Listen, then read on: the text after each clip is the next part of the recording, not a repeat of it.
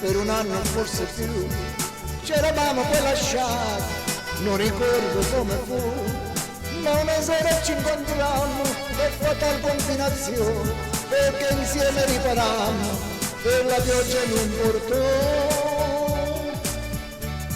Era tanta nel suo pelo, col suo bianco cappellino, col ciglietto suo di cielo, sempre messo il suo visino.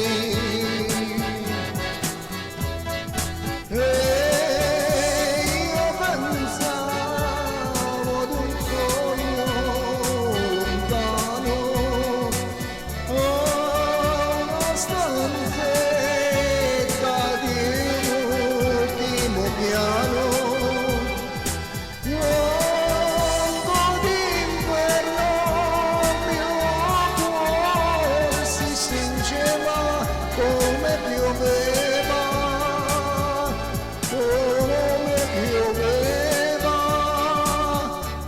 Come stai? Le chiese a un tratto, bene grazie disse, e tu? Non c'è male, poi distratto, guarda che acqua viene giù, che mi importa se mi bagno, tanto a casa devo andare, ho l'ombrello t'accompagno, grazie non mi disturba. Passa in me buona apertura, io la chiamo e le fanno, vivo e via senza paura, su montiamo e le monto. Così pian piano io le presi la mano, mentre il pensiero vagava lontano. Quando d'inverno al mio cuore si cingeva come pioveva, come pioveva.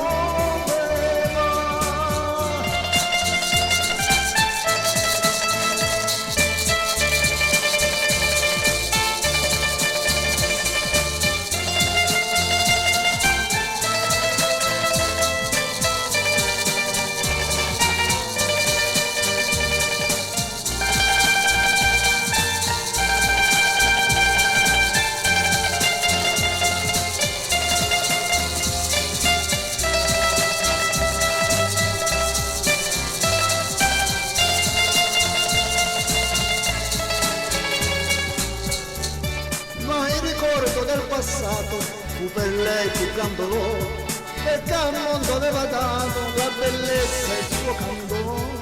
Quasi quando al suo portone un sorriso mi avvoltò, nei begli occhi di passione una lacrima spuntò. Io non l'ho più riveduta, se felice chi lo sa, ma se ricca, se perduta, all'ognuno rimpiangerà.